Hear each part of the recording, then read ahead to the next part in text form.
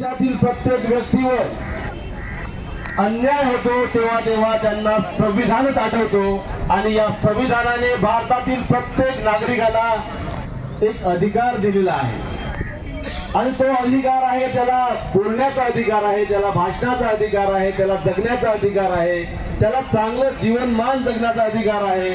आणि मित्रांनो, मागील 25-26 वर्षापासून महाराष्ट्रातील शिक्षण मंत्रालयाने हा अधिकार आपल्या हातातून हिसकावलेला आहे। आपल्याला साधं चांगलं जीवन जगण्याचा जो अधिकार होता तो अधिकार सुद्धा महाराष्ट्राच्या शिक्षण मंत्रालयाने आपल्यापासून हिरावून घेतला आणि त्याचाच हा परिणाम आहे की आज आपण मागील 6 आंदोलन करत आहोत। आमचे काही बंधू आता या मुंबईच्या आझाद मैदानावर एवढ्या कडक उन्हामध्ये आंदोलनाला बसलेले आहेत आणि या जर शासनापर्यंत पोहोचत नसेल तर यापेक्षा दुर्दैवाचं काय असेल।